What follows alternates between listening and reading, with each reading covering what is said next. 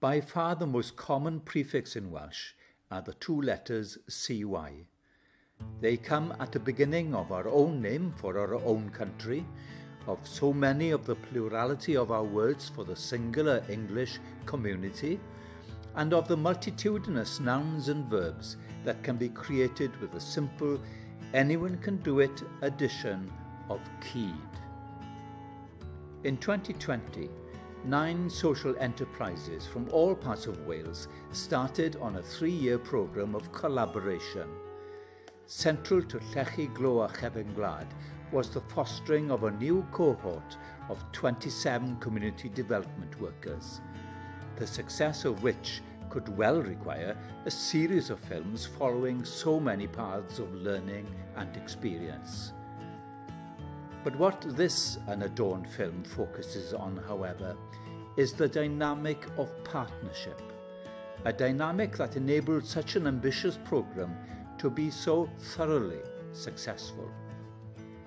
As a final piece of learning together and sharing with each other, it is specifically interested in the glow man, the small coal, of how what it says on the tin actually works.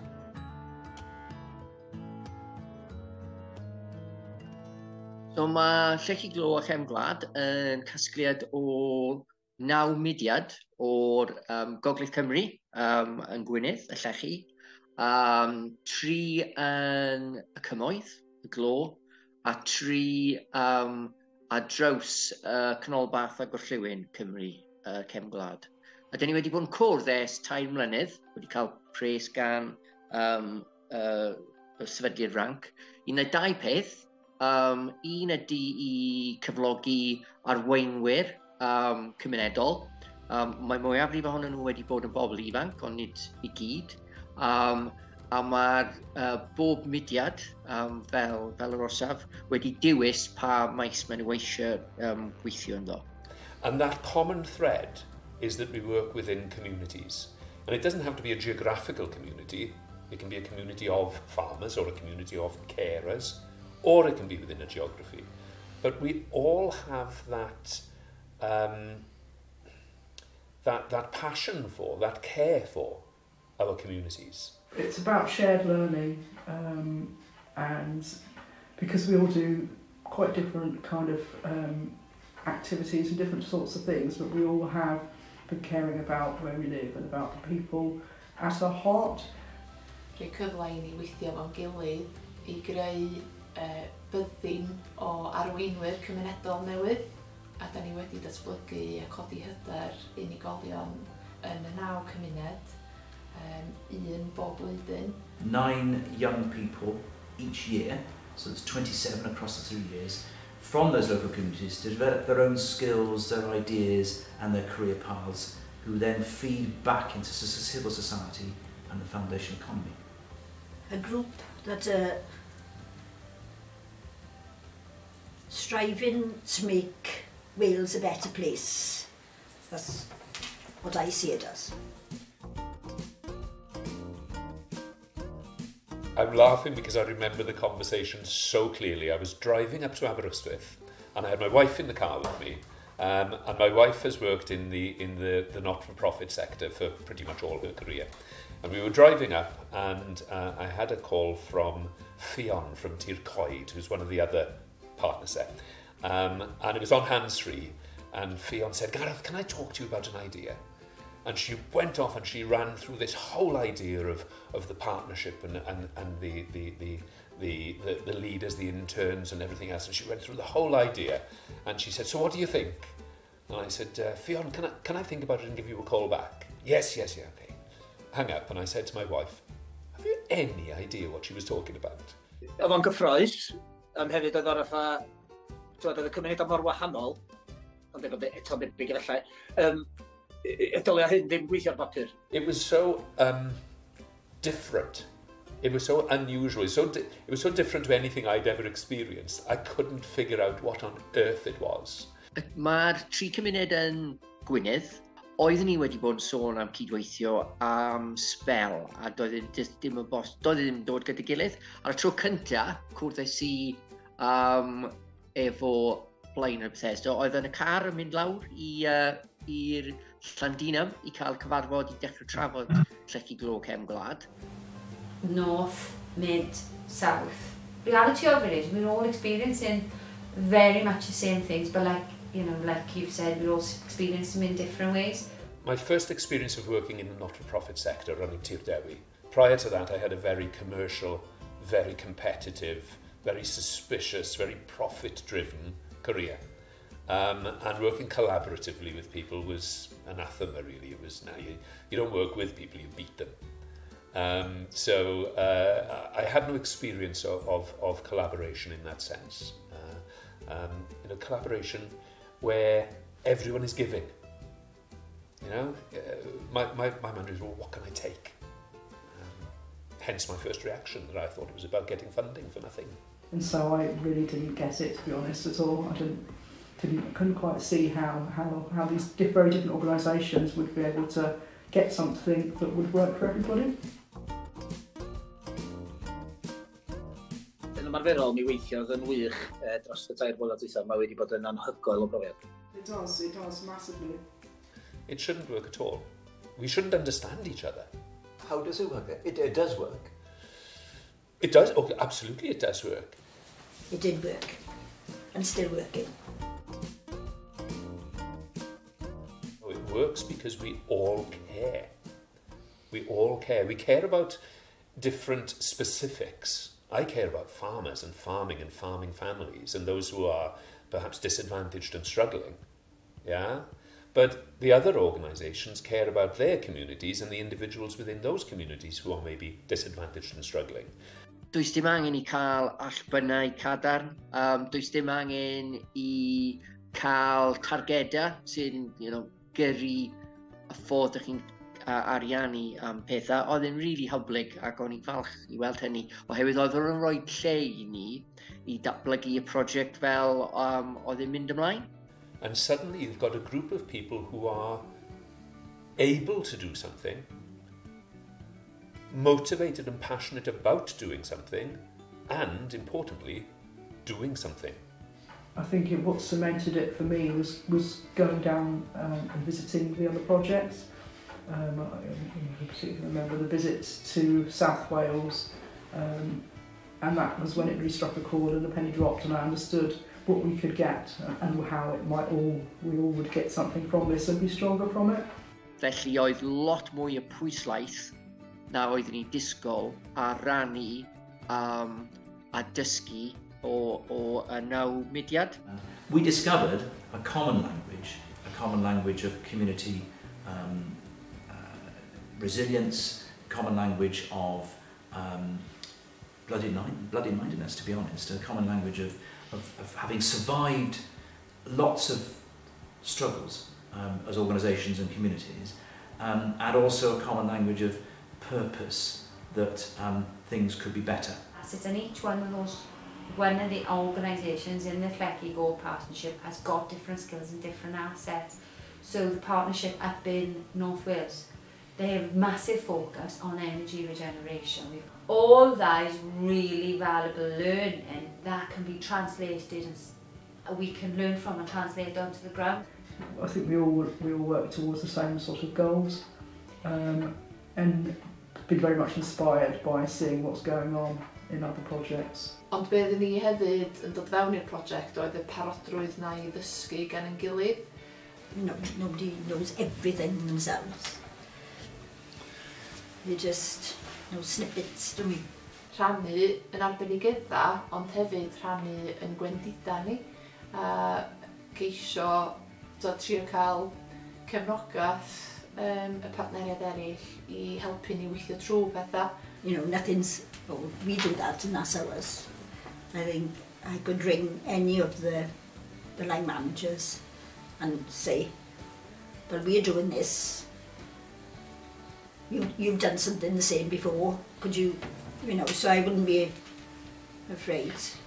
Ond diolch yn rocket science mewn ffordd. Mae just yn rhoi ffydd mewn bobl, a rhyddid I bobl, adnabod a gweithio ar lles I cymuned. Mor syml â hynny. Dod yn y gymysgedd ieithyddol na, dod dair fenter yn y broedd chwarelydol, da ni gyd yn gweinyddu trwy gyfrwng y Gymraeg. Doedd Cymraeg di iaith yn gwaith ni fan fan partneriaeth Ogwen.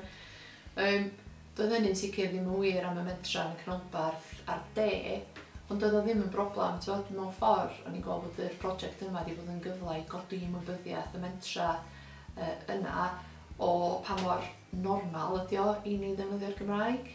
So I was encouraging our particular Taoiseach at the time, who had siarad iaith nefoedd, he speaks the language of heaven, to engage with people from the mid and the north who were fluent speakers, but he was reticent because in his daily life English is the main pattern.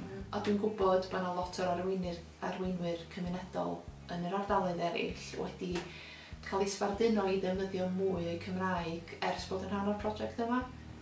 But a lot of that disappeared over the first year in terms of barrier. It became something unlocked. Some might think it's a barrier, but realistically, my opinion of the whole process is actually it's bridged perhaps sometimes that element of, oh, I can't do it because I can't speak Welsh. One of the ways it unlocked is that some who work exclusively in English could explore what someone meant in Welsh when someone who speaks Welsh as their first language unpacked a word or an expression. Yeah? Equally, some of the words in English that perhaps weren't used by those whose first language was Welsh. So the language actually used sensitively could become an unlocker. So dwi'n meddwl bod y prosiect di galluogi ni i ffindio pobl wedi dysgu Cymraeg yn ysgol ond ddim wedi cario ymlaen i ddefnyddio fo. Mae wedi bod yn gyfle i feithrin hyder a codi ymwybyddiaeth bod y Gymraeg actually yn iaith mentra cymdeithasol, bod hi'n iaith gweithleoedd naturiol, dim just yn y cadarnleoedd, dim just yn Ngwynedd, ond hefyd mewn llefydd eraill. A ti'n meddwl, mae'n rhywbeth efallai nhw'n i byth brofi eto mewn ffordd, y sioc ma i'r system, i'r cymunedau, beth sy'n digwydd nesaf, sut ydym ni'n delio efo hyn. Un o'r peth efo Covid oedd yn ffosio pawb i ail-asesu be oedden nhw'n wneud. Mewn ffordd oedd e'n angen i mynd yn ôl i basics o sut ni'n cefnogi bobl a beth oedd y purpose o bob mudiad. I mean, COVID changed what we're doing at Tir Dewi. Yeah, we had to work in very different ways, and each of the 9 partners had to do as well. So oedd o'n beth mawr, doedd ar gyfwng byd eang, a nina fel mentra cymunedol bach yn trio handlo'r argyfwng yna a trio bod yn garedig mewn cymuned ac yn gweithredu lawer cyflymach na lot o asiantaethau cyhoeddus achos oedd hynna mewn stad o paralysis. A nathon ni gario ymlaen i fynd. Dros nos oeddwn ni'n newid i cefnogi bobl efo Covid. So oedd hwn yn efo siopa, casglu prescriptions, fod ar diwedd y ffôn i sicrhau doedd bobl ddim yn unig. Trefnu liftia. Ni'n nabod yn cymunedau, bod ni'n gwybod pwy bysa angen, a hefyd bod gennym ni'r rhwydwaith na o wirfoddolwyr ar y lawr gwlad oedd yn barod i fynd i helpu i wneud negas, i gasglu presgripsiwn, i helpu cymdogion. Ti jyst yn mynd yn ôl i'r hen egwyddorion, dyna pwy yda ni helpu'n gilydd. I find it very difficult to believe that I'm going to say this, but thank goodness for Zoom. Ac efallai petai Covid ddim wedi digwydd, rhyw 4-5 cyfarfod fysa ni wedi cael wyneb o wyneb. Ond debyg yn ystod Covid, mi oedden ni'n cyfarfod yn wythnosol ar Zoom, a mi oedden ni'n rhannu pryderon, rhannu syniadau, rhannu... And it became almost like, I won't say therapy, but it was a bit like an action learning set, without being called that. Every now and again, someone would either be down, or there would be a particular community issue, or both, and they would tell the story. And then people would ask questions, offer supportive comments, and think through what that might look like. And of course, you've only got to wait till next week. See people say, so how did that go? Well, the support was there, and it was that continuity as well. It meant that you knew that was always going to be there in a way. You know, when maybe other things were a little bit unknown, and it was changing. Things were changing fast, and we were all having to adapt our delivery to go online and do all sorts of other stuff that we hadn't maybe done before. And so that was all challenging, so I think it gave a bit of continuity and knowing that other people were in the same boat. Yn ystod y cyfnod clo, mi oedd cyfarfodydd Llechi Gwlad Cefn Gwlad yn eithriadol o bwysig. o safbwynt iechyd meddwl y staff a'r bobl rownd y bwrdd a jyst gallu trafod. Because we were thrown into a crisis with the COVID situation, and actually the online stuff strengthened the partnership. It's made us more, I think it's made us value the concept of meeting more as well. It was very important to be able to have those meetings. It was very important to be able to catch up with what others were doing. But also, we've all experienced this, but also when COVID restrictions lifted and we were able to all get together, it was like meeting family. I think that is tremendous, the impact. How often do you have local people coming into this sector, wanting to do stuff for their community, and then being offered the opportunity to see other communities across Wales and how they work? Often we just come into your organisation, you end up staying here, and then it's just all you know is how you work. So that's been the biggest value really, is that these leaders have got to see a real broad view of the work across Wales. They are buying into a whole package. That package includes being employed and rooted in the local community and working through the week, sometimes with some weekends and evenings, going to at least 3 external events organised by the Rank Foundation, to which usually the managers go as well and other people, and reporting back and being involved in action learning sets. So there's a whole package of continuing professional development that they buy in from the get-go. Ond hefyd y cyrsia, maen nhw wedi gwneud cyrsia datblygu cymunedol efo sylfaen cymunedol, a dwi'n meddwl bod hynna wedi bod o fydd anhygoel. Cos y math yna addysg yn bodoli yng Nghymru ar hyn o bryd. Dwi'n gwybod bod y prifysgolion ddim yn gwneud cyrsia cymunedol ddim mwy. Mae addysg gydol oes ar ei luniau. Ond gobeithio fydden ni gyd yn dysgu maths tan fydden ni'n 18. So mae'r elfen bugeiliol o gynllun Llechi Chefn Gwlad, mae'r buddsoddiad bugeiliol na wedi bod yn enfawr. Hynny a hefyd yr arbenigedd datblygu cymunedol na, so maen nhw gyd wedi bod trwy'r cwrs datblygu cymunedol, efo Fal yn sylfaen. A i fi, allai'n meddwl am unrhyw gynllun sydd wedi dod trwy Llywodraeth Cymru neu Llywodraeth San Steffan sydd wedi dod efo gymaint o adnoddau bugeiliol i edrych ar ôl y bobl ifanc. We are part of a UK-wide rank network that feeds and reads and learns together, and meets together. But we're also part of the cyhoeddi Chefn Gwlad Wales-based bilingual foundation economy group, which I would say is probably more intense and closer because we see more of each other. And that has had an enormous impact, another 3 time donors that we've had. Building the confidence, and I think it did, and then they started meeting on their own then, the interns, they become a little family that support each other. Their confidence grow much faster probably than it would have done because they've got that peer support. Some lifelong friendships will be happening there without doubt. It's great, because some of them, watch them all grow, and it's been amazing watching them grow. So I remember people in tears and things like that at the beginning where they had to be put in situations where they weren't comfortable, maybe having to present or something like that. And now you can't shut them up. Dwi wedi dysgu llwyth, dwi wedi dysgu'r drefft o grando, o rhannu, o gweld a dysgu. Dwi wedi dysgu, dwi'n meddwl na rhannu, gweld, grando a dysgu, da ni wedi gwneud ar hyd y broses yma, da ni wedi bod yn agorad iawn iddo fo. It's enabled me to have a much wider view of,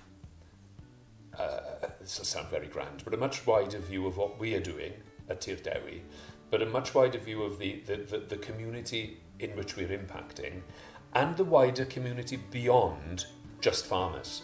My confidence has grown, so my confidence in what I think and being able to express that, because I think previously I was in the shadow of people that went before me and feeling like I should be doing what they might have done, whereas when you see people doing great things all around within the partnership, then it makes you think, well, actually, I've got some of my own ideas that I've stolen from other people or whatever, but I've got these ideas that I'd like to push forward, and so I would, put them out there a lot more strongly than I would have done before. So it's given me this much wider lens, and even wider beyond that, to think about how the economy operates within Wales is based on small communities and is based on people caring within those communities.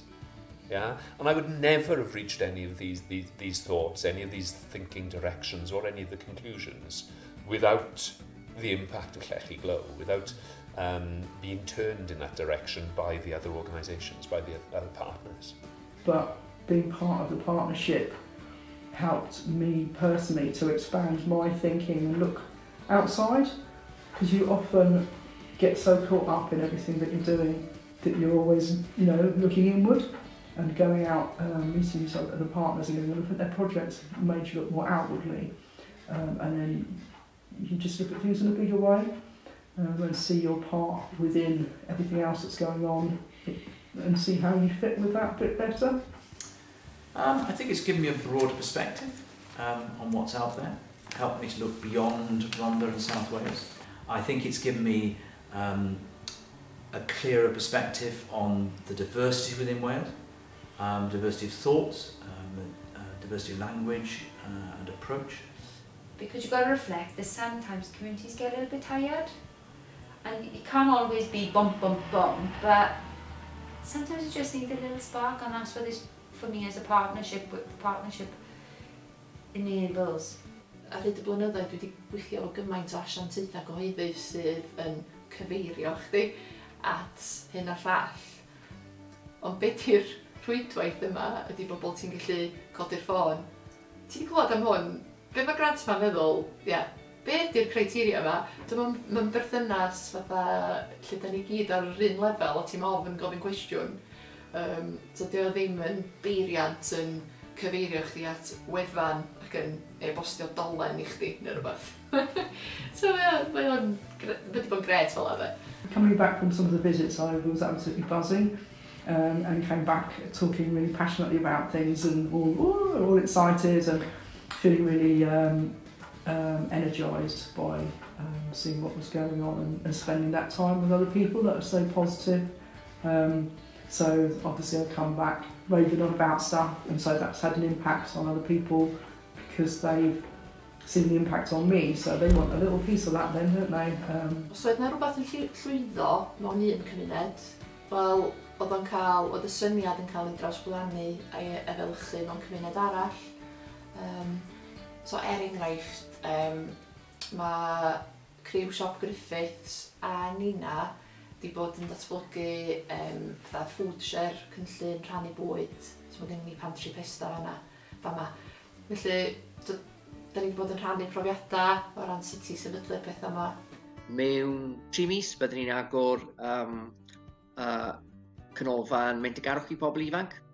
A oedd y spark ar gyfer hynny yn dod o cyflwyniad gan un o'r partneriaid. Oedd e'n really clear i ni oedd angen i ni datblygu rhywbeth fel hynny ar ôl clywed am be oedd bobl eraill yn wneud.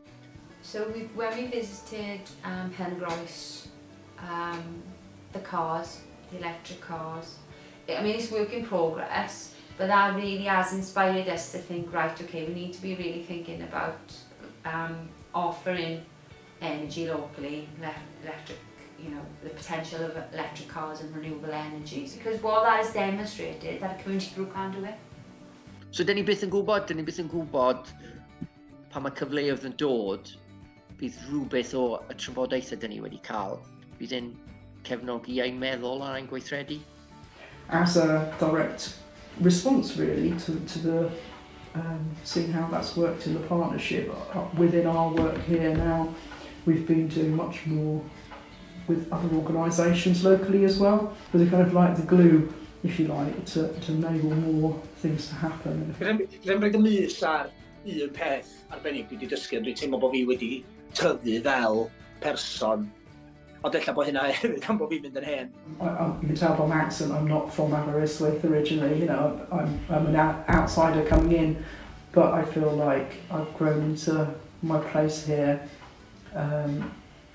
because I get the history and I get the ripples of the past and how important they are here and now, because I've taken a bit of time to, you know, think about that and feel it, and you know, I love living here, and I understand the love for the landscape and your part within it, and you just feel that really strongly through this partnership as well. It's that, you know, really caring not just about the people but about the landscape as well, and where you are within it. So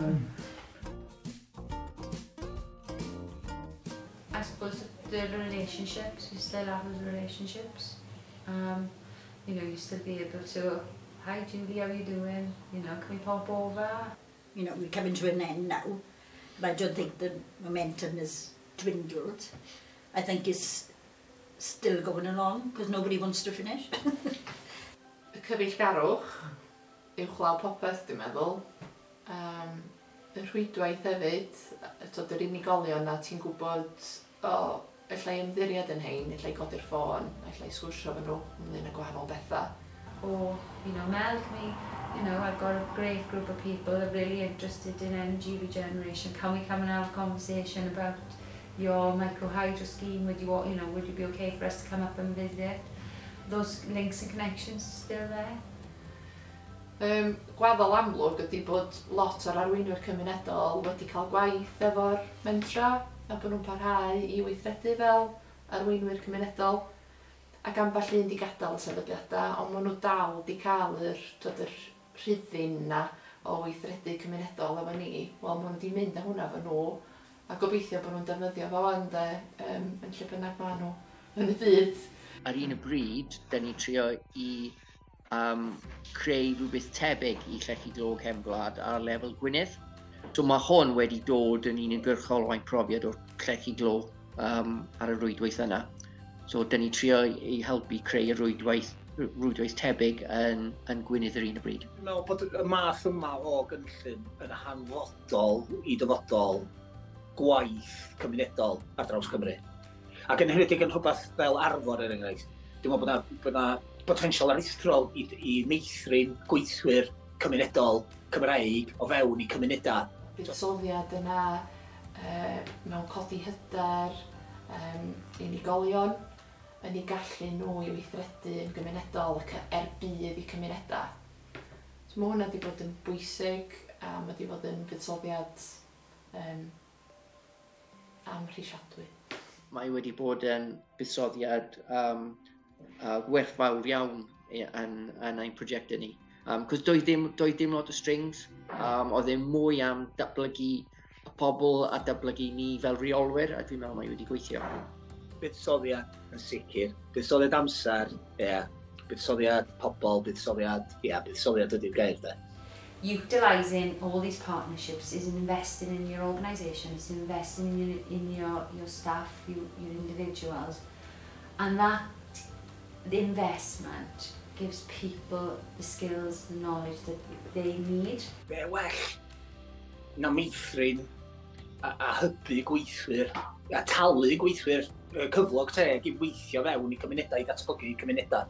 Remember, I thought I'd take the money and just take a few boxes. I'm glad I didn't do that. I would have missed so much.